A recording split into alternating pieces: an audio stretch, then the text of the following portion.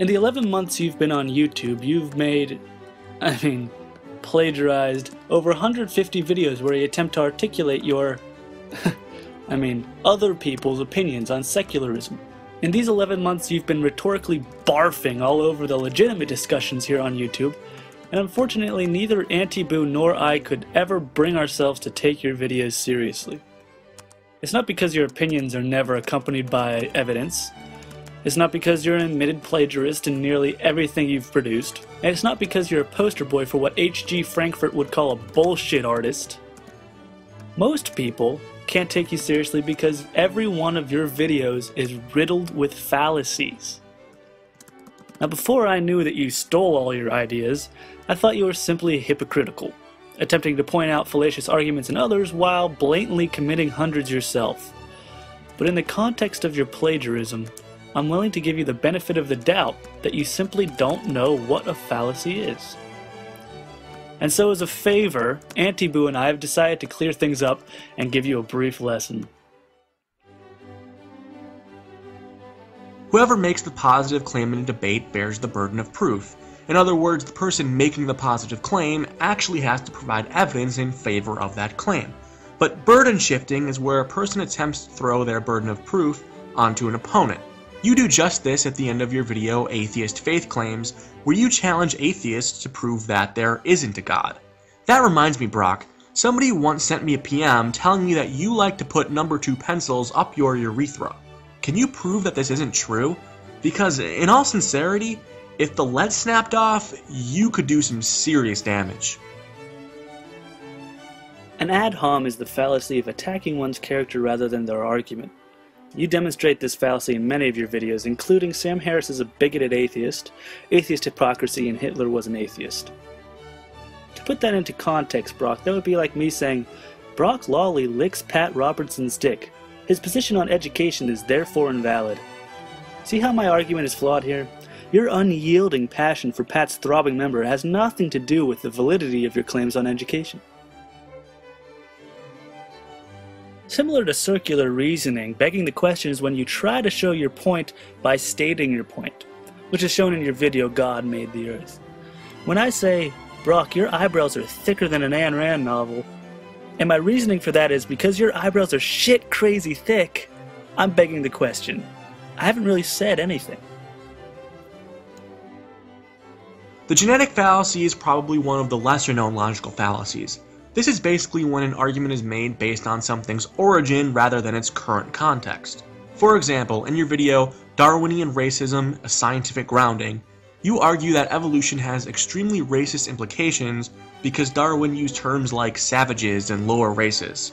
Similarly, I'd be committing the genetic fallacy if I said that because your religion was founded by a group of superstitious, scientifically ignorant bigots, then that makes you a superstitious, scientifically ignorant bigot. Okay, bad example, but I think you get my point. Equivocation is the misinterpretation of one meaning of a word for another. An example of this might be you saying, I love God, and me replying with this artist's rendering of Brock sodomizing Jesus. You see, I've misinterpreted your use of the word love to mean vigorously reaming your lord in the pooper. Silly mistake, really.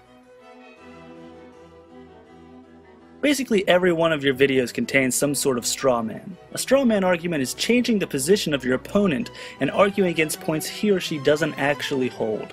For example, Brock argues for intelligent design.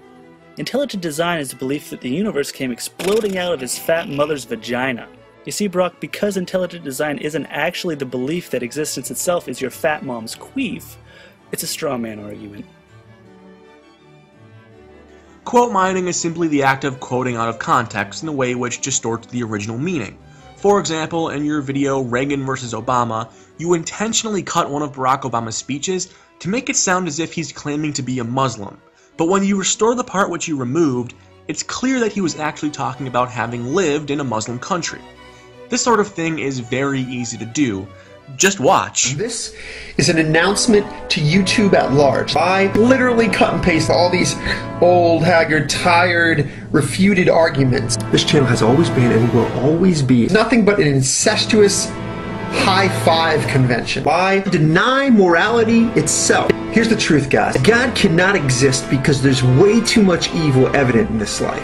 A God is so fraught with the illogical that one marvels in wonder at the modern day acceptance. A guy named Das American Atheist, who I am not terribly familiar with, Sleeps with my wife. Therefore, God does not exist. An error of fact is just another way of saying a lie. Something that factually isn't true. For example, Brock wouldn't steal a thing. Fact check. Or Brock makes original and stimulating videos. Nope. Or Brock hates metrosexuals, and so therefore dislikes male modeling. Okay, let's see. Hates metrosexuals.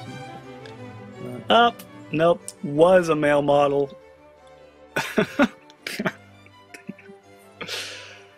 An argument ad populum is a logical fallacy where you claim that a proposition is true because a lot of people believe that it's true. In your video, Life After Death and an Atheist Faith Leap, you cite the prevalent belief in an afterlife as if that were actually evidence of an afterlife. This would be like if I took a poll of YouTube users and discovered that most people believe that you wear eyeliner in your videos.